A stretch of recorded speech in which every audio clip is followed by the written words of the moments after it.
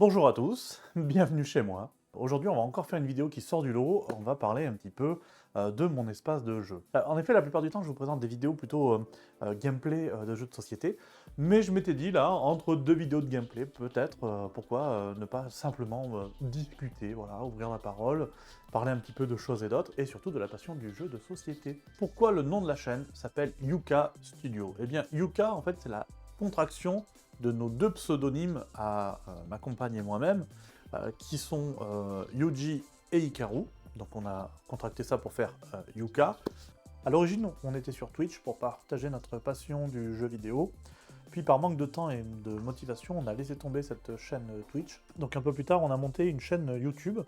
Donc une chaîne YouTube sobrement appelée Yuka Studio, dans lequel en fait c'est un, on va dire un fourre-tout pêle-mêle de plein de choses. On a mis des vidéos de notre déménagement, par exemple. Enfin, voilà, c'est plus du vlog où on parle de tout et de rien, mais toujours au travers du prisme ludique, jeux vidéo, etc. Et donc de passion geek. Et c'est qu'un peu plus tard que j'ai monté une chaîne secondaire sur YouTube, qui est donc Yuka Studio Board Game, qui me permettait de parler uniquement et exclusivement de jeux de plateau. Puisque le jeu de plateau a petit à petit remplacé le jeu vidéo dans nos vies. Moi, je m'appelle Bruno, ça c'est mon vrai prénom, parce que Yuji c'est mon pseudonyme de quand j'étais ado, fan d'animé et de Japanimation. J'aime toujours ça, mais je me suis un peu détaché de cet univers-là, c'est-à-dire que euh, c'était vraiment mon historique adolescent, on va dire. Pour la petite histoire, en 2005, j'ai ouvert un magasin de manga et import japonais dans le sud de la France, qui n'a pas tenu très longtemps, on l'a gardé 5 ans. Donc de 2005 à 2010 à peu près. C'était une bonne expérience, je me suis vraiment amusé, on va dire, à tenir ce magasin, mais c'est vrai que financièrement c'était assez compliqué, puisque le magasin, on va dire, ce que j'ai tendance à dire, c'est que le magasin s'auto-suffisait pour pouvoir payer ses charges, etc. Mais par contre, pour se sortir un salaire, c'était beaucoup plus compliqué. Il y a des mois qui allaient bien, et d'autres mois où c'était très compliqué. Ça a été vraiment une super expérience, je me suis régalé à faire ça. Je vous cache pas qu'aujourd'hui encore, j'ai beaucoup de nostalgie de cette époque-là où j'avais mon magasin. Moi, à la base, dans mes études, j'étais plutôt dans l'informatique, donc j'ai fait un cursus MPMI, métier de la productique mécanique informatisée. Et ça, c'était pas forcément quelque chose qui me plaisait. J'aimais l'informatique, et comme j'aimais l'informatique, on m'avait orienté plutôt vers de la mécanique informatisée. Donc c'était faire des petites pièces mécaniques, donc pour voitures, pour bateaux, pour ce que vous voulez. Donc c'était pas forcément ce que j'aspirais et ce qui me plaisait. Donc suite à ça, j'ai eu l'opportunité moi d'ouvrir un magasin, donc ce que j'ai fait c'est que je me suis un petit peu formé, donc j'ai fait en express, on va dire un petit BEP, vente action marchande, histoire au moins d'avoir le bagou nécessaire pour pouvoir ouvrir mon magasin et pouvoir, on va dire, m'en occuper correctement. Bon, spoiler alerte, forcément ça n'a pas très bien marché, puisque on l'a pas tenu très longtemps, comme j'ai dit, 2005-2010. Suite à ça, j'ai essayé, moi de mon côté, comme j'étais un peu dans l'informatique et dans la programmation, j'ai essayé de faire un jeu vidéo. Donc avec un ami qui était graphiste, on s'est mis à deux et on a commencé à travailler sur un petit jeu. Au départ, c'était un petit jeu sans prétention, et puis au fur et à mesure du développement, des nouvelles idées qui arrivent, le jeu est devenu un petit peu trop ambitieux pour justement à notre niveau, et puis finalement, bah, il est tombé dans les limbes, hein. Finalement, on n'a pas réussi à aboutir, à faire quelque chose avec, et puis surtout, on va dire, ce qui nous a un peu bloqué, bah, c'est les finances, tout simplement. Au bout d'un moment, eh ben, il faut bien manger, il faut bien vivre, et c'est compliqué, tu peux avoir toute l'ambition du monde, bon. Donc du coup, on l'a mis un peu de côté en se disant, bah, c'est pas grave, on va le mettre un peu de côté le temps de trouver un boulot alimentaire et de pouvoir voilà, s'en sortir. Puis une chose et l'autre, bah, on l'a un peu mis de côté et on l'a plus repris. Donc moi, aujourd'hui, je travaille dans l'informatique, j'ai trouvé une petite boîte qui avait besoin d'un développeur pour faire du développement de logiciels de GED, donc vraiment rien à voir avec le jeu vidéo. Et au final, bah, je me retrouve dans cette société à être responsable recherche et développement. Donc voilà, donc plutôt un parcours plutôt intéressant. Voilà. Donc ça, c'était pour faire un condensé rapido de ma petite vie et de ce que j'en suis et comment j'en suis arrivé là. Au niveau ludique, au niveau jeu de société, ben écoutez, moi, c'est en 2011, je crois, 2011, que j'ai découvert que les jeux de société s'étaient modernisés et on avait des jeux un peu plus aboutis que uniquement du Monopoly ou du Pictionary. C'est un ami qui m'a parlé d'un jeu qui s'appelait Les Demeures de l'Épouvante, la V1, donc la première version. Moi étant fan de jeux vidéo et donc de Resident Evil, ça m'a de suite parlé, ce côté, on va dire, on va explorer un donjon qui est un manoir, où il va se passer des choses, où il y a des énigmes à résoudre, etc., pour ouvrir des portes, et en fonction des scénarios, il se passe plein de trucs, et j'ai trouvé ça absolument grandiose, donc j'ai acheté le jeu. Mais la contrainte que j'avais, c'est que, avant de le proposer à des amis, j'ai souhaité maîtriser le jeu et ses mécaniques, donc j'y ai joué tout seul. Et c'est là que j'ai commencé à prendre du plaisir à jouer tout seul, sauf que sur un jeu comme ça, où il faut jouer un gardien et des investigateurs, c'était un peu compliqué. C'était un peu compliqué, je jouais les deux rôles. Donc du coup, finalement, je me suis rapatrié sur Zombicide, qui était à peu près dans le même style, avec des figurines, etc. Et là, par contre, je me suis régalé sur Zombicide. On pouvait le faire en coopération, donc avec ma compagne, je pouvais y jouer tout seul, enfin voilà. Donc c'est là où vraiment, moi ça a été, on va dire, mes premiers jeux d'entrée dans l'univers ludique, ça a été vraiment Les Demeures de l'Épouvante et Zombicide. Maintenant, je vais vous montrer un petit peu mon espace dédié aux jeux de plateau. Je vais vous montrer un petit peu tout ça et on va faire un petit peu le tour de différents jeux. J'en ai pas beaucoup, je suis pas non plus un grand, on va dire, collectionneur, parce que, encore une fois, j'aime surtout les grosses boîtes, et donc du coup les grosses boîtes coûtent cher, et donc je peux pas m'en procurer des tonnes et des tonnes. Sachant qu'après, il faut pouvoir y jouer, et ça, c'est pas une mince affaire. Le temps pour jouer, je trouve, est encore plus difficile à trouver que l'argent pour acheter les jeux. Bref, allez, je vais vous montrer un petit peu tout ça, et on va faire le tour de la pièce. Ici, comme on peut voir, c'est mon espace de bureau. Donc, on va faire un petit peu le tour. Je vais vous montrer tout ça. Au niveau de l'enregistrement, là, donc j'ai un micro, c'est un Beurre du M1. Ce Beurre du M1, je ne l'utilise pas pour les vidéos jeux de société parce que je le trouve pas pratique dans le sens où il faut être vraiment devant son écran et ne plus bouger pour pour que le son soit bien capté. C'est pas un micro de très bonne qualité, le Beurre du M1, mais c'est un micro qui était pas cher et qui est quand même 1000 fois mieux que ce qu'on peut trouver sur le micro du casque classico. C'est pas le meilleur micro au monde, mais il fait le taf et c'est bien suffisant. Par contre, pour les jeux de société, ce que j'utilise comme micro, c'est le DJI Mic. Donc là, forcément, il sera pas dedans parce que il est en train d'enregistrer, donc il est juste là. Donc c'est des micros qui ressemblent un petit peu à ça, vous avez dû le voir, c'est ce que j'ai autour du cou, hein, on va dire, qui est accroché à mon pull.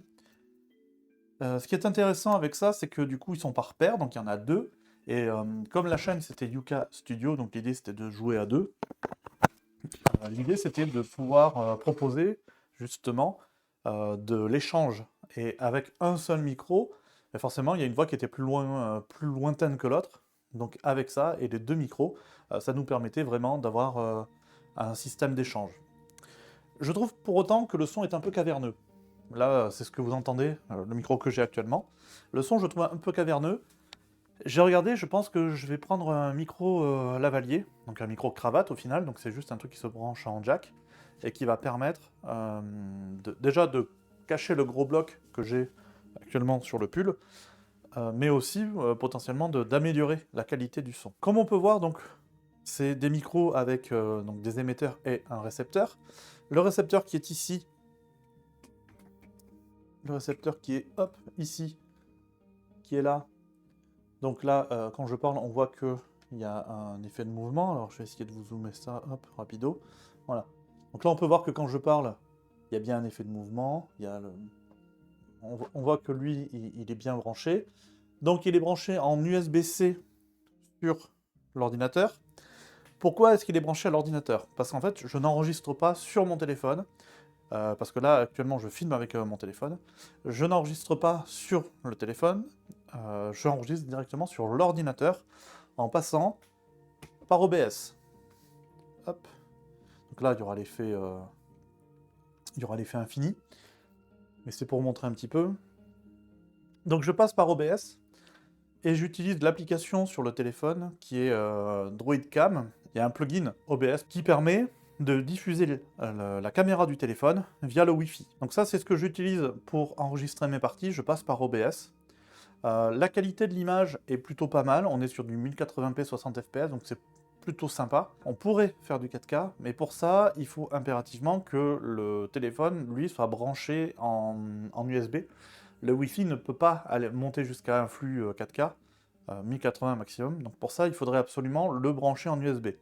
Alors c'est une possibilité, c'est un peu plus chiant à faire parce que forcément ça va demander de manipuler et de magouiller un petit peu son téléphone, il faut passer en mode développeur, etc. Sur l'ordinateur, il faut faire pas mal de configs sur OBS et sur le plugin pour pouvoir valider le format 4K.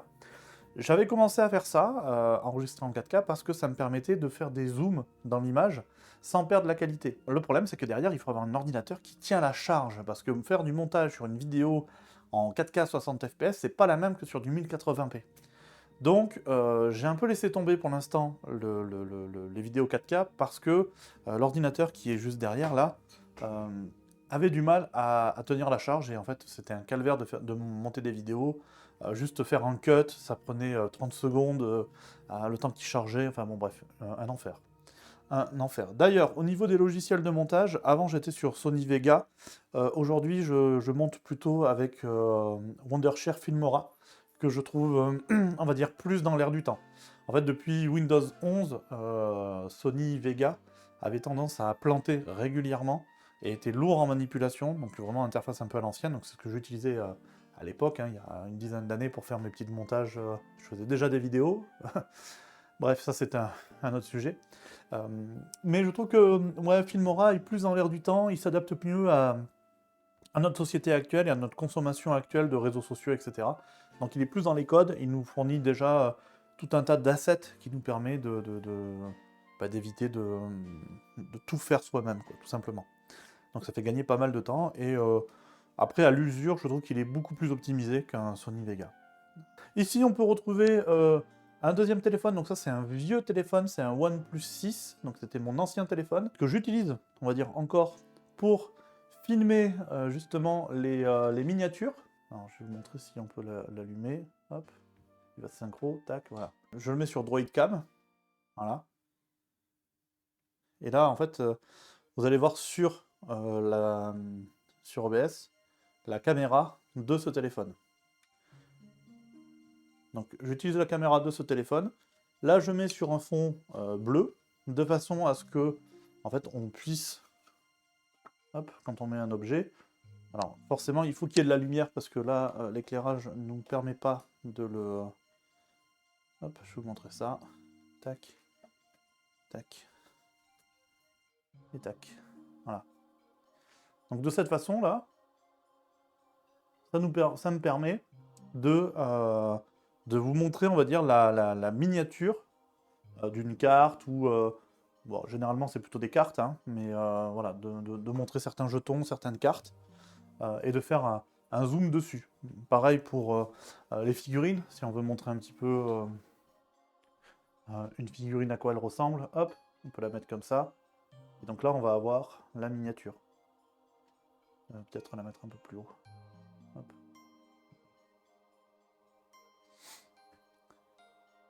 Donc là vous avez la vision en temps réel ici, et puis là vous avez la miniature voilà, qui vous montre un petit peu ce que ça donne. Donc là, c'est pareil, hein, j'utilise encore une fois le Droidcam sur mes deux téléphones. Donc le vieux téléphone, alors la caméra de celui-ci est pas très bonne, c'est pour ça que je peux pas faire un plan large, et que je l'utilise uniquement pour montrer les miniatures. En termes de lumière, j'utilise des petites lumières trouvées sur Amazon, vraiment du bas de gamme, c'est 30 € sur Amazon. Elles sont par lot de 2, donc ce sont des lumières comme ceci. Voilà, elles sont fournies avec le pied qui est, on va dire, modulaire, mais en plastique de pas très bonne qualité. Ça permet tout simplement d'avoir de l'éclairage. Alors c'est pas un très bon éclairage, mais on va dire il fait le taf. On va dire qu'il fait le taf. Ce qui est intéressant aussi, c'est que on va pouvoir changer l'effet et le filtre de lumière. Donc si on veut du blanc, si on veut du rouge, du jaune, du bleu, enfin voilà. On a des filtres comme ceci. Alors c'est vraiment un peu à l'ancienne, hein, comme, je sais pas, si vous avez connu cette époque-là, mais les projecteurs dans les théâtres ou autres, c'était des filtres comme ceci qu'on mettait dessus pour avoir un effet de lumière. Voilà, ben là c'est pareil. Bon, là du coup l'effet rouge vous ne le voyez pas trop parce que mon mur est jaune, mais en gros voilà, on a du coup un effet rougeâtre. Ça reste de la LED, donc je peux changer l'intensité, mais je ne peux pas choisir la couleur. La couleur se choisit avec ces filtres-là. Donc ça, des lumières, j'en ai deux. J'en ai une de ce côté-là sur mon bureau, j'en ai une de l'autre côté. J'ai mis juste une petite lampe derrière l'écran qui est ici. Voilà, c'est juste pour éviter que cette partie-là ne soit trop dans l'ombre.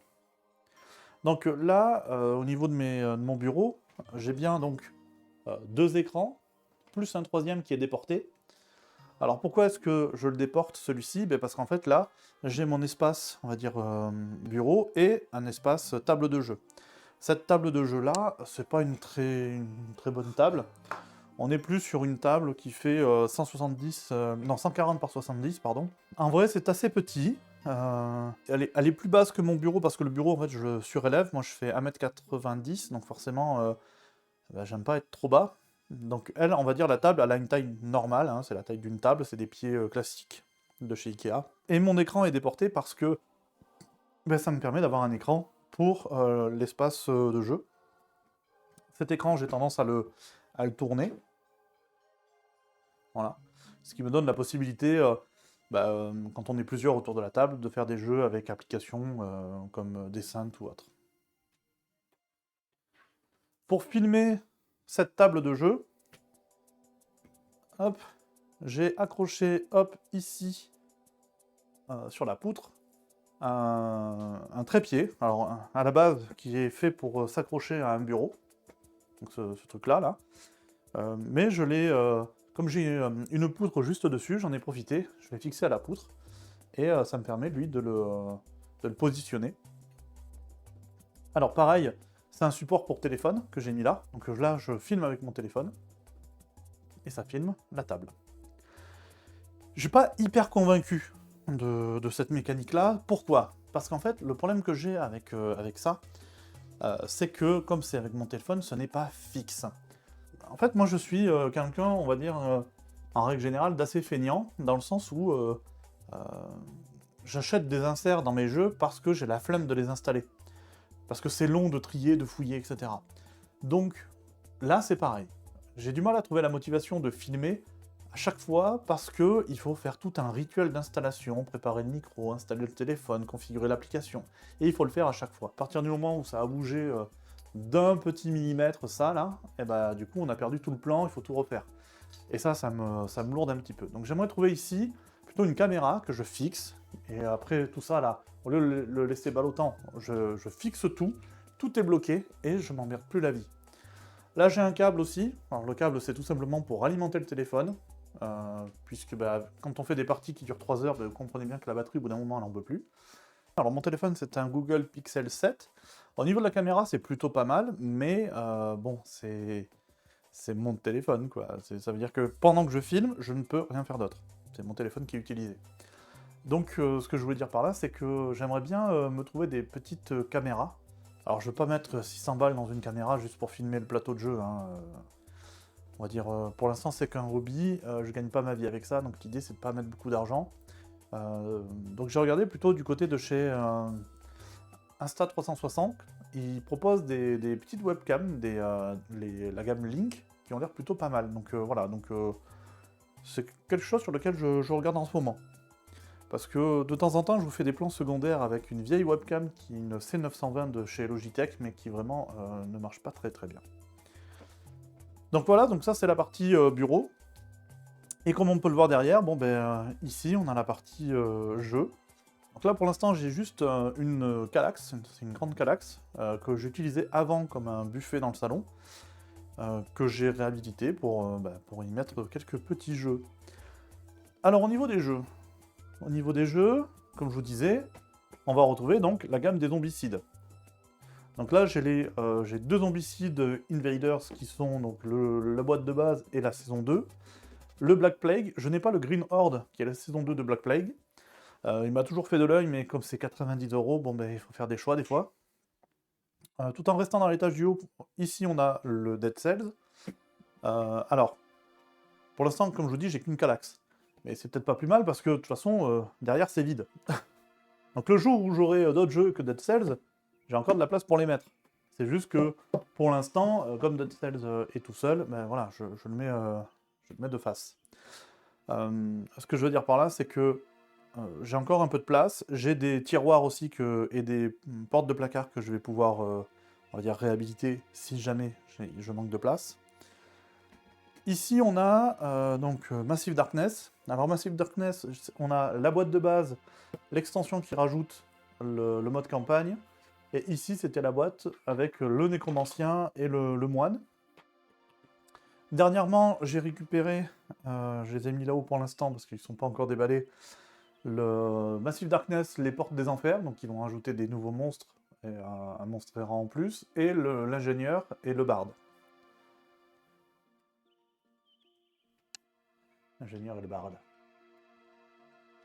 Le My City, que moi j'ai trouvé très très cool, mais que Hikaru a moins aimé parce que c'est un jeu d'affrontement et pas coopératif. J'ai beaucoup aimé son côté, on va dire, Legacy, où on va coller les stickers sur le plateau, etc. Mais je vois pas trop l'intérêt de le faire tout seul, donc en fait, on n'a même pas fait la moitié de la campagne, parce qu'en fait, elle s'est assez... Hikaru s'est lassé du jeu, parce que c'est un jeu d'affrontement, et ça, elle aime pas trop. Le Dune Imperium, je vous avais fait une petite vidéo sur le jeu, je crois pas avoir fait de vidéo de partie pour l'instant. Bon, c'est pas mon style à la base. C'est de l'affrontement, c'est du placement d'ouvriers, c'est vraiment pas mon délire. Je l'ai pris par la hype de la sortie, parce que le premier Dune Imperium a eu beaucoup de succès. Finalement, je le trouve très cool, j'aime beaucoup le principe de la stratégie, etc. Mais c'est pas le genre de jeu que je ressors régulièrement, parce que en fait, c'est pas mon style. Wingspan, Wingspan, ça c'est plus le jeu d'Ikaru, parce que les oiseaux, etc.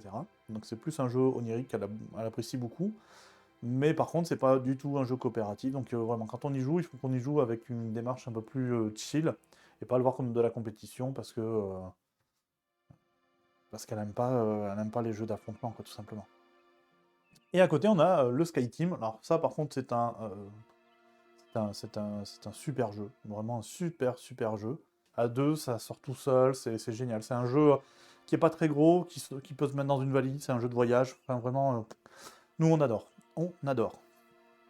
Alors, sur la partie un peu plus basse, ici, donc dans ce placard-là, j'ai rangé ce que je pouvais, tout ce qui était les petits jeux, on va dire, d'enquête, etc. Donc on a les Bad Stories, j'ai les Adventure Games.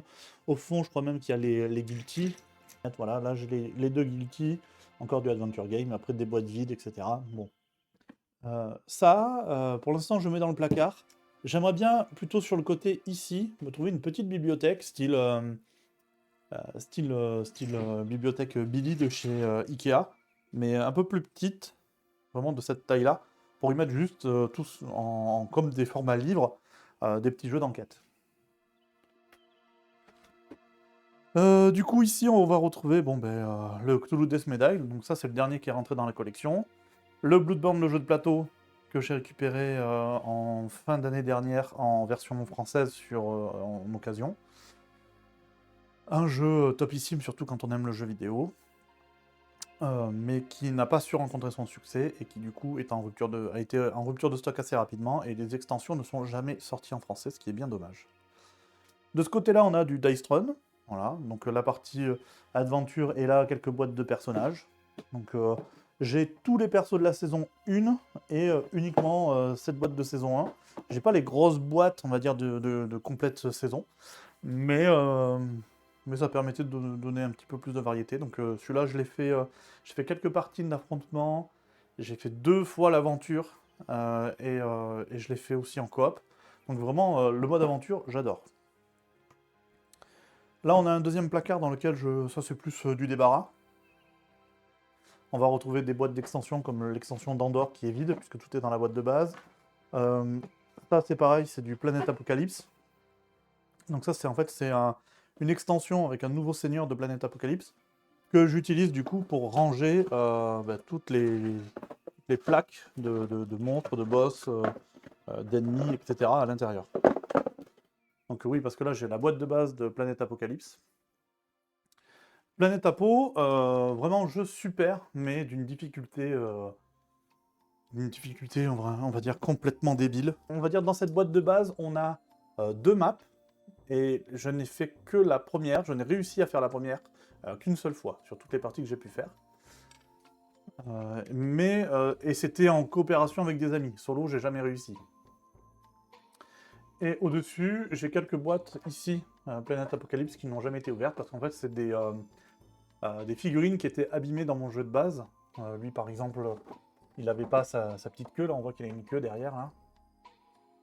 Bah, sa petite queue était cassée, donc ils m'ont renvoyé une figurine. Donc c'est plutôt sympa. Et celui-là, en fait, c'était une de ses mains, où le moule est mal fait dans l'une de ses mains. Et donc ils me les ont envoyés comme ça, et j'avoue que j'ai du mal à les ouvrir. Parce que comme ils sont dans des belles petites boîtes, toutes fermées, un peu collector et tout, bah, c'est difficile pour moi de les ouvrir. Ils auraient envoyé ça dans un pochon, bon, c'est pas grave, mais là, ça fait propre, quoi. Et donc, du coup, j'ai du mal à les ouvrir, parce que finalement, c'est qu'une figurine, qu'elle soit abîmée ou pas, on peut quand même jouer avec, donc bon. Et là, j'ai du Massive Darkness encore, mais ça, c'est le kit de conversion de Massive Darkness 1 vers Massive Darkness 2, pour que tout le contenu de Massive Darkness 1 soit compatible avec Massive Darkness 2. Je n'ai pas Massive Darkness 1, je n'ai aucune boîte de Massive Darkness. Alors pourquoi j'ai pris ça? Eh bien tout simplement parce que là, durant les soldes, il était à 1,99€ chez Play-in. Donc ça m'a coûté 3,80€, parce qu'il y avait 1,90€ de frais de port. Et ça, c'est généralement vendu autour de 30€. Donc j'ai dit, même si je n'ai pas le jeu de base, bah, c'est pas grave, parce que à ce prix-là, 1,99€, bah, c'est comme si c'était donné, donc bah, je le mets de côté, et si un jour je trouve du contenu, bah, je pourrais au moins la rajouter dans Massive Darkness 2, sachant que ce kit de conversion prend en charge toutes les extensions de Massive Darkness. Donc même si je trouve pas la boîte de base, et juste une extension avec un boss par exemple, eh ben, je pourrais le rajouter parce que j'ai toutes les cartes là de ce boss. Donc ici, on a la boîte de base de Descent, Légende des Ténèbres, donc la V3 de Descent, l'acte 1. Je l'ai toujours pas terminé, c'est un jeu qui se joue avec une application, c'est un jeu que j'adore, mais vraiment, j'adore. Je sais que certains n'aiment pas le principe de passer du temps dans l'application, mais je trouve que ça se prête bien et on y vit bien l'aventure. La seule chose, c'est que je trouve que la narration, elle est vraiment naze, les personnages sont pas très intéressants, ils sont même un peu niais. Alors c'est peut-être voulu, hein, j'en sais rien, et peut-être que dans la V2, comme ça se passe des années plus tard, les personnages sont un peu moins niais. Mais voilà, je trouve l'écriture pas très très bonne, mais par contre, tout le principe, l'univers et surtout les décors en 3D, ça marche super bien, et les mécaniques de jeu sont cool. Vraiment, j'adore. Mon seul regret, encore une fois, c'est que je n'y ai jamais joué à plusieurs, parce que c'est un jeu qui fait peur, la boîte est grosse, le contenu est pharaonique, et donc les amis que j'invite à la maison, généralement, ils ont plutôt envie de faire d'autres petits jeux, plutôt que de partir sur un gros jeu Descent où on va y passer 4 heures, où il y a de la narration, etc. Eux, ça les refroidit un peu. Bon, là, des tiroirs, rien de bien pharaonique. Dans les tiroirs, c'est des tiroirs qui me servent surtout à ranger, on va dire, oula, c'est un bordel. Tout ce qui est protège-cartes, on a quelques pochons, etc. Ça, c'est des petites boîtes. Ça, là, les deckbox de chez Ultra Pro, c'est grand classique, à 1,99€, donc moins de 2€. Ça me permet de mettre mes cartes, plutôt que de mettre des élastiques autour des cartes qui vont les abîmer, etc. Ben, en fait, je les mets dans des boîtes comme ça, à l'intérieur de mes jeux. Voilà, c'est tout. Et ici, nous avons un peu d'Horreur Arkham. Ce que je trouve un peu dommage avec Horror Arkham, c'est qu'il coûte beaucoup trop cher. Quand on met tout bout à bout, il faudrait plus de 2000 balles, juste pour pouvoir avoir l'ensemble des scénarios, de toutes les cartes investigateurs, etc. Voilà, c'est un jeu de cartes à collectionner, et je trouve que bah, ça monte vite, ce qui est un peu dommage, parce que le jeu est très cool, mais on est vite frustré parce qu'avec la boîte de base, on ne peut pas construire tous les decks que l'on souhaite. On n'a que des decks de base, et dès qu'on veut rentrer un petit peu dans des détails un peu techniques, ou aller chercher un peu des mécaniques de jeu différentes, et tout ça va tourner autour d'une carte qui est dans une extension investigateur qui va coûter 40 balles, et dans lequel on a 90 cartes, alors qu'il nous en faut qu'une. Enfin voilà, je trouve ça un peu... bon. C'est beaucoup d'investissement, Horror Arkham. Et à côté, Dorf Romantique. Dorf Romantique, bah, j'adore ce jeu. Voilà, tout simplement, c'est un jeu de coopération, c'est un jeu chill, où on pose des tuiles pour créer des paysages. Euh, c'est un jeu avec une campagne, un système d'évolution, sans être legacy, puisqu'on ne détruit pas le matériel, mais par contre, on a des petites boîtes. On a des petites boîtes à l'intérieur. Des petites boîtes ici. Voilà. Et en fonction de notre score, on va pouvoir avancer sur l'arbre de talent, débloquer des capacités qui sont dans les boîtes, et ça va débloquer de nouvelles fonctions et de nouvelles fonctionnalités dans le jeu, et je trouve ça absolument incroyable. Donc ce jeu, vraiment, Dorf Romantique, une pépite. Sur la partie basse, bon ben là, on a juste un panier rempli de conneries, donc ça, c'est que des boîtes vides. Alors, les exits, c'est parce que ce sont des jeux qui se détruisent, donc bah, ça sert à rien de les garder ou de les conserver, puisque bah, le jeu, bah, il est rempli de cartes raturées ou déchirées. Une extension pour Planète Apocalypse, la première extension, le vide. Bon, il n'y a pas de scénario dans Planète Apocalypse, il n'y a pas de scénario, mais il faut le voir un petit peu comme des épisodes qui s'enchaînent un peu comme dans Death Medai au final. Même s'il n'y a pas de lien entre elles. Et donc j'ai voulu les faire dans l'ordre, donc j'ai la boîte de base. Et la première extension, finalement, je n'ai jamais réussi cette extension, elle est trop difficile, et que ce n'est que la première, et à chaque fois ça augmente de difficulté, donc c'est pour vous dire un petit peu. Quoi qu'il en soit, le jeu n'est plus trouvable en français, c'est Philibert qui avait acheté la plupart des stocks en français. Moi j'ai récupéré les derniers stocks qui étaient encore disponibles chez Philibert, et maintenant bah, on les trouve plus. C'est un jeu qui est génial, mais c'est un jeu qui est extrêmement difficile.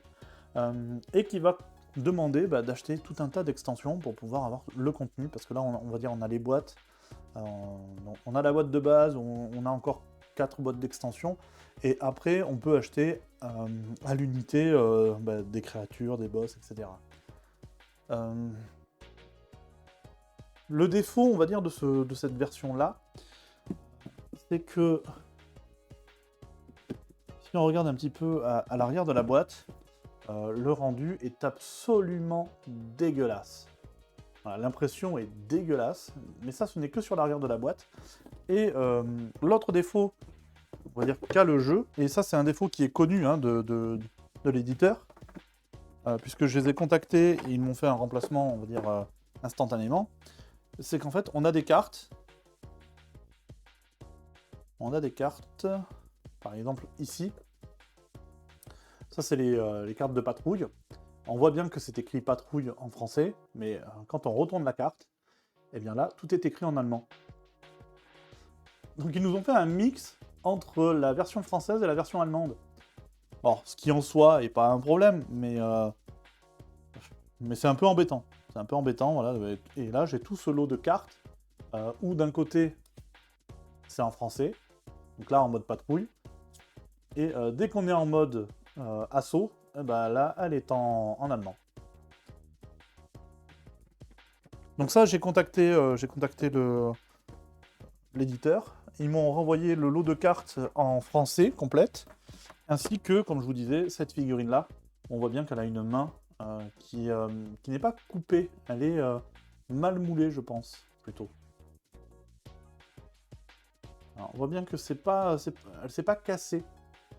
C'est plus la moulure qui s'est pas faite correctement. Voilà. Donc ça, pareil, j'avais contacté pour ça, et en fait, ils m'ont renvoyé assez rapidement, hein, ils m'ont renvoyé une nouvelle figurine, ainsi que toutes les cartes en français traduites correctement. Donc pour ça, le service a été assez réactif, alors que comment dire, le jeu était vraiment en fin de distribution en France. Voilà. Donc c'est distribué par Peterson Game, puisque c'est un jeu de Sandy Peterson. Ils ont fait un Kickstarter pour un Return to Planet Apocalypse, qui devait contenir 2 nouvelles extensions et un reprint de toutes les anciennes, ainsi que la boîte de base. Mais je sais pas du tout où ça en est, ça fait déjà plus de 2 ans, on va dire, que le KS est terminé et que il n'y a pas de nouvelles. Et après, bon, ben voilà, quelques petits jeux. J'ai le Aeon's End, alors celui-là, c'est la version Guerre éternelle, donc c'est la 2e saison, on va dire. J'ai pas fait la première saison, je suis parti uniquement sur celui-ci parce qu'il venait de sortir et il y avait la hype un petit peu sur le jeu. Je fonctionne souvent comme ça. Mais j'ai pas accroché. J'ai pas accroché. Je comprends les mécaniques, le deck building, tout ça, machin, mais j'ai... Je sais pas. Il y a un truc qui m'a gêné, un truc qui m'a dérangé, j'arrive pas à définir quoi, et du coup, j'y suis pas retourné. Et la DA, je n'aime pas la DA. Enfin, c'est... J'ai beau essayer, j'ai beau insister, vraiment, visuellement, je n'aime pas du tout la DA du jeu. Ce genre de d'artwork là, je trouve ça moche. Je sais pas comment dire, on dirait des vieux jeux PS1 ou PS2 graphiquement. Donc c'est assez difficile pour moi de rentrer dedans. Moi j'aime les jeux avec un scénario, là il n'y en a pas. Et c'est vrai que c'est juste on te demande d'affronter des boss de manière un petit peu aléatoire. Voilà. J'aurais aimé plutôt un mode campagne. Alors on m'a dit que la version Legacy était bien meilleure justement pour ça. Si on cherche un mode campagne avec évolution, qui faudrait plutôt s'orienter vers la version Legacy. Mais comment dire, la version Legacy c'était 80 balles, maintenant elle est introuvable, donc bah, voilà, c'était une question de prix. Ça, je l'avais trouvé à 40 euros, la boîte de base, donc c'est la moitié du prix quoi. Première boîte de Andorre, bon, bah, le grand classique, hein, Andorre. On l'a fait avec des copains, on s'est régalé. Les copains ont la suite. J'ai fait une première partie avec eux sur la deuxième saison, celui avec le bateau, etc., que j'ai pas trop aimé. Mais voilà. Après, Andorre, comment dire, c'est un grand classique de l'époque, donc 2013 ou 2012, je crois. Donc vraiment, pour l'époque, vraiment cool, parce que c'était la première fois qu'on avait un jeu un peu comme ça, avec de la narration et tout, donc ça j'ai adoré. Mais voilà, c'est un jeu vraiment à la demande, c'est un jeu à l'ancienne, graphiquement c'est pas très beau. Et puis, moi ce qui m'a dérangé, on va dire, dans Andorre, c'est que c'est un jeu qui est millimétré. Le fait que quand on tue un ennemi, on fait progresser la chronologie et que au bout d'un moment, bah, si on arrive trop loin sur la jauge de chronologie, bah, c'est la fin de la partie. Bah, j'ai pas trouvé ça très intéressant parce que bah, moi j'ai envie de fouiller, j'ai envie de tuer les monstres, j'ai envie voilà, de tout essayer, de tout tester. Et là, le jeu te force à avancer. Et en fait, les scénarios sont tellement difficiles qu'on arrive à un point où c'est plus que de la mécanique. C'est-à-dire qu'il faut juste se dire, ok, il faut que j'avance là-bas en priorité, que j'aille chercher ça, que je revienne de 2 cases en arrière pour pouvoir faire ça. Et au final, on n'est plus sur un jeu d'aventure ou de découverte, on est plus sur un jeu de mécanique où il faut absolument avancer là, pour aller là, pour revenir là, pour faire ça. Sinon, on n'a pas le temps, si on tape les monstres, etc. Enfin, et au final, le premier scénario, enfin, les scénarios, on les perd, on n'y arrive pas. Et quand on le recommence en connaissant un petit peu le twist de ce qui va se passer, eh ben, on agit de manière mécanique, structurée, mais toujours de la même façon. En fait, c'est un jeu qui nous force à jouer comme lui, il le veut. Et on n'a pas la possibilité d'aller un peu dans tous les sens, à droite à gauche. Ça, c'est un peu dommage. This War of Mine, alors pourquoi j'ai ce jeu? Bah, parce qu'en fait, j'aime beaucoup collectionner les jeux qui sont tirés de jeux vidéo. Et lui, c'est le cas. J'ai pris ça parce qu'en fait, c'est pareil, c'est un jeu qui a une forte narration. Celui-là, je l'ai acheté d'occasion sur le Bon Coin en période de Noël. Là. Et mon objectif, c'était de le faire avec Ikaru sur la partie pour ce côté un peu narratif, survie. Enfin voilà. Donc c'est un jeu qu'on a bien envie d'essayer ça. Mais pour l'instant, j'y ai joué que tout seul. Je me suis fait défoncer et on n'a pas encore testé avec Ikaru. Ici, on va retrouver du Hero Rims. Alors, Hero Rims, j'aime beaucoup Hero Rims. Je préfère à Aeon's End, alors que le jeu est moins bon. Mais je sais pas, j'ai un meilleur feeling avec Hero Rims. C'est son côté héroïque fantastique qui me parle un peu plus. Donc vraiment, j'adore. J'adore son ambiance, j'adore son univers. Là, c'est une boîte en anglais, puisqu'en fait, la version française ne se trouvait plus. Donc je l'ai acheté sur Amazon en anglais, Adventure Storage Box. Ça change pas grand-chose, en fait, qu'elle soit en français, en anglais, c'est exactement la même chose, puisque c'est juste une boîte de rangement. Puis là, je l'ai revu en magasin en version française, donc ça y est, le stock est revenu. Alors, hop, je vais vous montrer. Donc ça se compose comme ça, dans lequel on va avoir des séparateurs de cartes, comme ça. pour tous les différents modes de Hero Realms. Donc ça, c'est la ruine de Tandar. Donc ça, c'est l'extension qui apporte le mode campagne. Là, on a le deck de base. Donc, tout ce qui est contenu dans la boîte de base. Ici, j'ai les cartes de boss pour, on va dire, l'extension de la ruine de Tandar. Pareil pour le village perdu, ici, avec les différents boss du village perdu. Et là, c'est aussi les personnages, on va dire. Voilà. J'ai juste une extension qui va rajouter les héros, on va dire... alors, je sais plus comment ils appellent ça. Ça ajoute des orques, des nains, des elfes en tant que héros. Parce que sinon, par défaut, c'est que des humains. Et donc, du coup, ça leur donne des attributs supplémentaires. Donc, c'est plutôt sympa. Mais bon, enfin voilà, après, c'est dispensable, on va dire. Donc là, il y a encore pas mal de vide, parce que j'ai pas toutes les extensions du jeu. Et ce que j'ai fait, c'est que ici, donc tout ça, là, toute la première partie, ce n'est pas du Hero Realms, j'y ai stocké que du Shard of Infinity. Donc c'est pour ça qu'on avait les livrets juste au-dessus, là, parce que les livrets, ils rentrent pas à la verticale. Voilà, donc pareil, Shards, c'est, on va dire, le même style de jeu, puisqu'en fait, je crois que on a un des deux auteurs qui sont les mêmes que sur Hero Realms et Shards. C'est le même style de jeu. Voilà. C'est un jeu de deck building qui à la base est un jeu d'affrontement, comme Hero Realms, un jeu d'affrontement dans lequel, grâce, on va dire, à une extension, on ajoute un mode campagne. Je trouve que le mode campagne de Shards est un peu moins bon que celui de Hero Realms. On a moins ce côté évolutif, etc. On ajoute juste une carte aléatoire dans notre deck, alors que dans Hero Realms, on a vraiment un système de progression d'arbres de compétences pour chaque perso, ce qui nous permet, deux arbres de compétences, ce qui nous permet ensuite d'aller chercher des compétences, des maîtrises, etc. Donc ça marche vraiment bien, c'est vraiment cool. Mais Shards, oui, Shards, c'est la même chose, même dans un univers un peu plus futuriste, dans son propre univers, mais c'est pareil, on a 4 familles, donc 4 types de personnages avec des familles, etc. Et on fait des combos entre les familles, enfin voilà. Donc j'adore les deux, j'aime beaucoup les deux. Je pense que je préfère Hero Realms pour son côté Heroic Fantasist, et je trouve que l'équilibre est mieux, et le système d'évolution est mieux. Mais lui, il est plus simple à sortir parce qu'il y a moins de matériel, moins de cartes un peu partout à gérer. Je trouve que c'est un jeu qui se sort beaucoup plus facilement.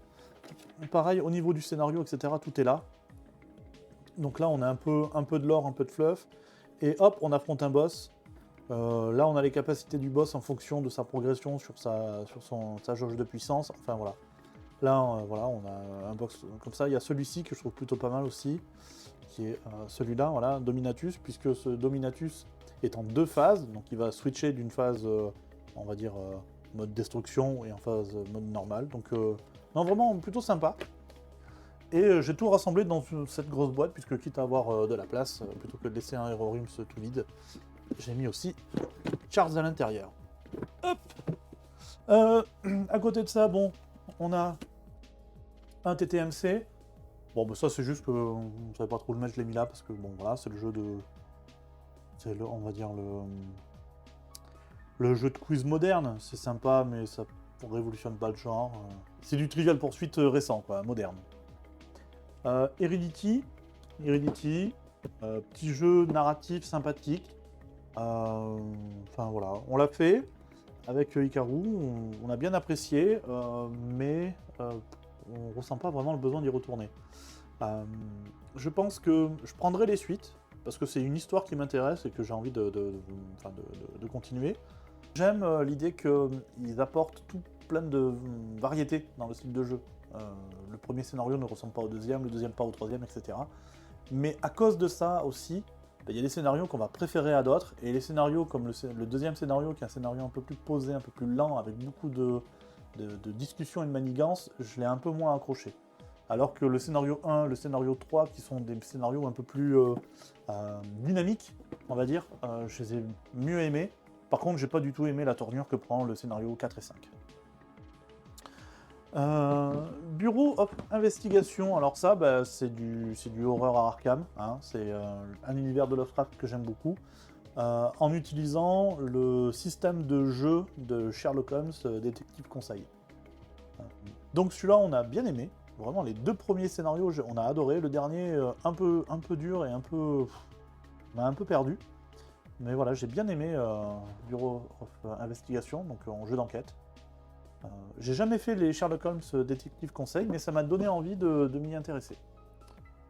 Et sur la dernière partie du Calax, eh bien écoutez, là on va retrouver les demeures de l'épouvante, donc mon premier jeu de plateau, on va dire du cœur, jeu de plateau moderne, donc voilà, j'ai adoré, donc j'ai pris le jeu de base, la première extension et l'appel de la forêt, donc j'ai les 3 extensions de la première édition du jeu. Je n'ai pas la deuxième édition qui me fait de l'œil depuis 2016, mais j'ai peur d'y retourner parce que la première édition, je l'adore.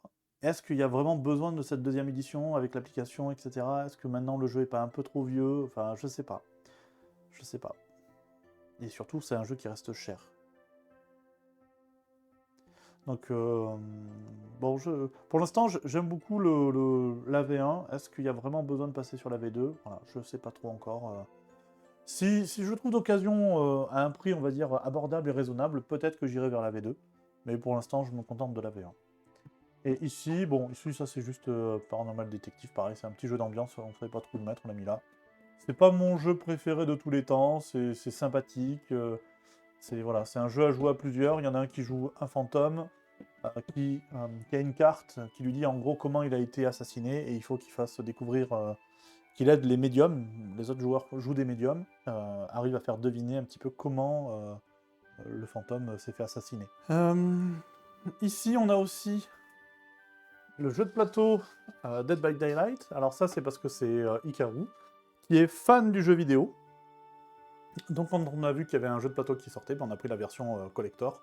Ça, c'est plus un jeu de la collection. Il y a toutes les figurines de tous les personnages, des boss, on va avoir les générateurs, les petits crochets, etc. Donc dans la version collector, hein, en tout cas. Et ça, en fait, on le voit plus comme un objet de collection. Voilà. C'est comme acheter des Lego ou des figurines. On joue pas forcément avec, on les a pour les collectionner, là c'est pareil. Sauf que l'avantage, c'est qu'en plus, si on a envie, on peut même jouer avec. Là, j'ai un Gloomhaven Mâchoire du Lion. Alors, il est juste ici parce que, en fait, je sais pas trop le mettre. Et j'ai son grand frère qui est juste là, hop, de ce côté-là. Un petit Kallax qui me sert de support pour l'ordinateur avec quelques rangements. Et dans celui-là, j'ai mis un insert pour pouvoir ranger tous les objets et pouvoir le sortir facilement parce que c'est un jeu qui a un matos de fou et qui du coup met 3 quarts d'heure à l'installer. Donc pour éviter ça, il a un insert. Et c'est la raison pour laquelle, ici, j'ai toutes les tuiles du jeu qui sont rangées dans un classeur de documents et qui ne sont pas dans le jeu, dans la boîte de base directement. Parce que ça rentre plus, tout simplement. Ça rentre plus. Comment vous dire ça? C'est un jeu que j'adore, Gloomhaven. Mais c'est un jeu qui est démesuré. Donc là, dans cette boîte, j'ai pris un insert. Pour moi, c'était indispensable pour ce jeu, d'avoir un insert. Parce que sinon, on le sort jamais. Voilà, donc c'est tout un insert en bois. Alors ça, c'est pareil, c'est un truc qu'il faut... on achète en plaque, hein, et ensuite on les colle nous-mêmes. Mais pour moi, c'était un petit plaisir à monter. Et ce qui compte surtout, c'est pourquoi je me suis orienté vers ce modèle-là d'insert, c'est parce que, en fait, il nous permettait d'avoir ici une boîte pour nos personnages. Donc là, c'est uniquement pour les persos actifs. Ça permet de ranger tous les effets personnels de chaque joueur dans la petite boîte directement. Tout est prêt à être rangé, tout est prêt à être joué, et ça vraiment, c'est confortable. Et je trouve que ça fait toute la différence. On s'est relancé sur une campagne, parce qu'en fait, ça fait quelques temps que je le possède, le jeu, mais sur lequel on n'a jamais vraiment trop pris le temps. On essayait d'y jouer avec des amis, ou d'attendre que les amis soient disponibles, etc. Et en fait, on s'est rendu compte que si on fait ça, si on attend que les amis soient disponibles, en fait, on peut jamais y jouer, parce que le jeu, il prend beaucoup trop de temps. Ça prend beaucoup trop de temps. Et vous voyez, juste avec ça, là, je n'arrive déjà pas à le fermer. Alors, imaginez en plus avec les plaques. De ce côté-là, c'est plus, on va dire, de la collection, quelques petits Lego, quelques boîtes de puzzle. Voilà, rien d'extraordinaire. Comme cette pièce est un peu particulière, elle est en genre d'escalier, on va dire, et justement, j'ai une montée d'escalier juste derrière ces murs, et c'est pour ça qu'il y a cet effet. Et bien là, j'ai profité de cet espace où je savais pas trop quoi en faire, pour y mettre un lit. Alors pour l'instant, c'est un matelas qui est posé à même le sol, hein, j'ai pas encore de sommier. Mais ça permet au moins de pouvoir recevoir du monde, donc ça leur fait une petite pièce dédiée.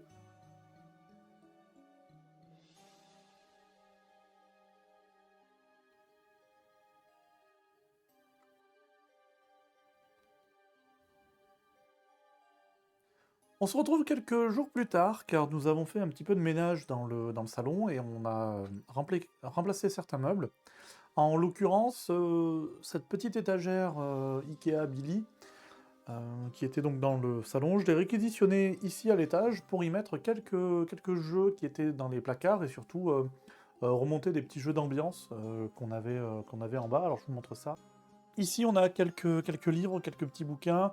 Là, j'ai quelques jeux qui étaient plutôt dans le salon parce que c'était des jeux plutôt, on va dire, qu'on a joué avec des amis dernièrement. Donc, le petit Shadowhunter, Alice is Missing, le petit Behind qu'on a fait dernièrement, petit jeu d'enquête, le Sink or Swim, puisque bon, ben voilà, c'est du petit jeu d'ambiance.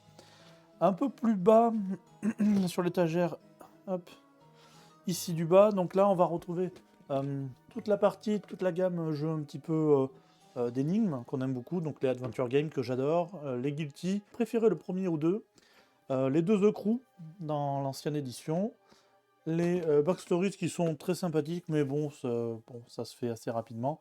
Pareil pour les Échos, c'est des petits jeux, on va dire, en une soirée, et puis c'est plié. Le classico-classique de Blanc Manger Coco. C'est pas ma gamme préférée, les Blanc Manger Coco, mais je trouve que c'est des jeux qui sortent bien avec des amis. Voilà. Et puis après, en bas, on a quelques boîtes vides. J'ai mis le Gloomhaven, le Roi des Douze, plutôt sympathique, et après des boîtes d'extension. Oui, là, il y a un Bombbuster, qu'il faut que je vois comment je vais le ranger. Et ici, voilà, notre espace jeu de société, jeu de plateau. Et voilà, c'est à peu près tout. Vous avez vu l'ensemble de cet espace. Je vous ferai un petit peu des retours sur les différentes évolutions, les nouvelles rentrées dans la collection, etc. En attendant, bah, écoutez, je vous dis à la prochaine. N'hésitez pas à rejoindre le Discord pour échanger, discuter, partager vos espaces de jeu à vous aussi. J'adorerais voir un petit peu bah, comment chacun aménage ses différentes ludothèques, etc. Voilà, moi je vous dis à la prochaine pour une vidéo peut-être un peu plus de gameplay. Voilà. Eh bien, merci à tous et à très bientôt. Salut.